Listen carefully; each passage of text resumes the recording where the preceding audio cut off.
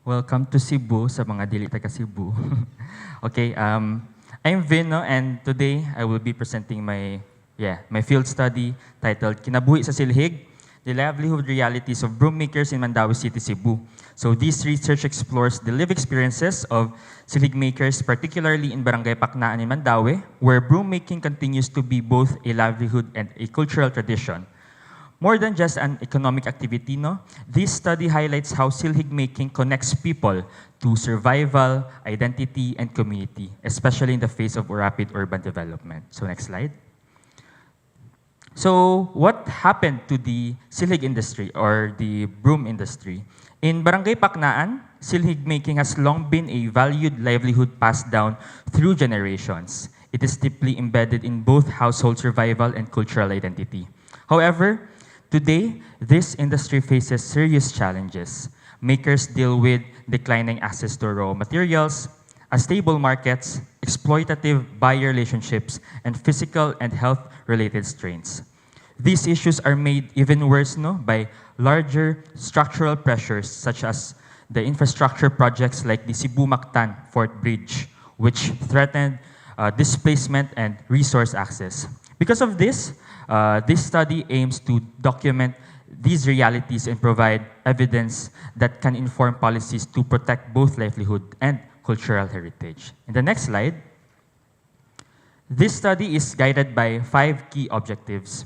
First, to understand how silhig making skills are learned, mostly through informal, family-based knowledge. Second, to examine its economic and emotional importance in sustaining households. Third, to describe the everyday realities and how this work shapes identity and pride. Fourth, to analyze threats such as environmental scarcity, health risks, and exploitation. And finally, to identify the needs and aspirations of makers to inform policy development. So these objectives allow us to see silhig making not just labor, but as a lived experience shaped by both hardships and meaning. In the next slide, to capture these lived experiences, I used a qualitative phenomenological approach. I interviewed 6 experienced silhig makers from Barangay Paknaan, all with at least 5 years of experience, and the data was analyzed using Colaizzi's method, the 7-step methods, which helps identify themes from personal narratives. So this approach really allowed me to go beyond statistics and focus on how people actually experience their work, their struggles, and their aspirations. The next slide. So what did the silhig makers reveal? From them, silhig making is not just a livelihood. It's a source of dignity, pride, and survival. Most learned the craft through family and community, reinforcing its cultural roots. However, they face unstable income, limited institutional support, and fears of displacement.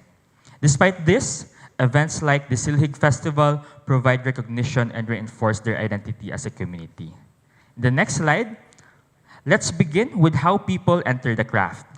One participant shared how she learned simply by observing neighbors, showing that learning is informal and community-based. So this reflects a key finding, no, that skills are passed down through lived practice rather than formal training. Another participant emphasized continue to work despite injury, valuing independence over dependence. This highlights how silhig making serves as a crucial option for those with limited access to formal employment. In the next slide.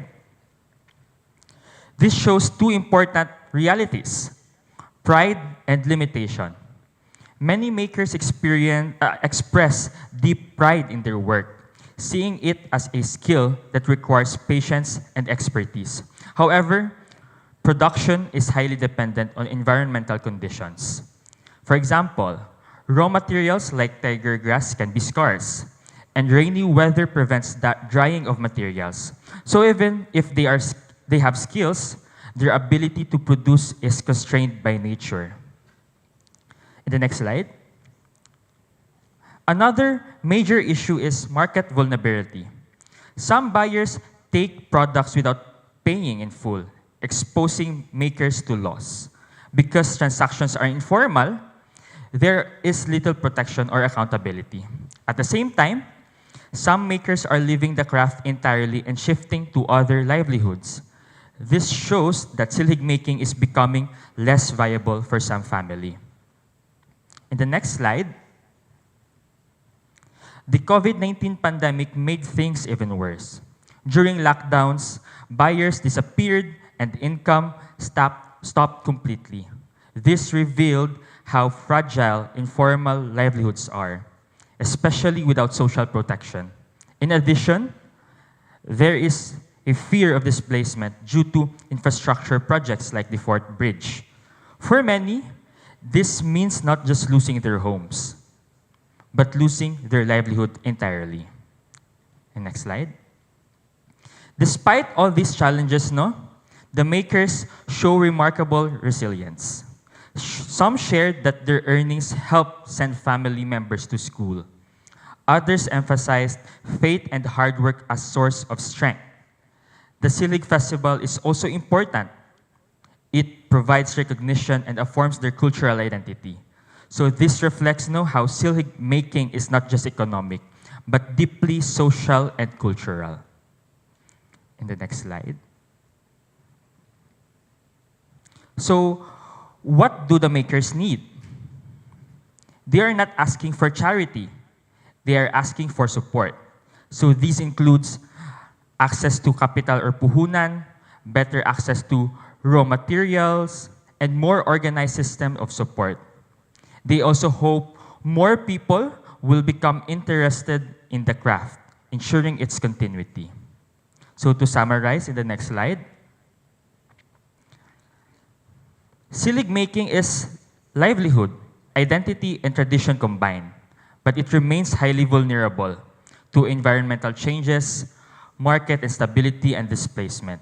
Despite this, makers continue with pride and resilience. Their message is clear. They want protection, recognition, and a future where their craft continues to matter. In the next slide. So based on these findings showed earlier, the study proposes several recommendations. First, create a local ordinance recognizing silhig making as a cultural heritage. Second, establish a cooperative to support collective marketing and resource access. Third, strengthen the Silhig Festival and integrate it into education and tourism. Fourth, include silhig making in local economic plans and partner with agencies like TESDA and DTI. And finally, provide targeted support for informal workers, especially women and elderly artisans. So these actions can help sustain both the livelihood and the cultural legacy of the craft. To close, in the next slide, I'd like to emphasize, ang silhig dili lang pangwalis, simbolo kini sa paningkamot og paglaom. Thank you, and I hope you've learned something from my presentation.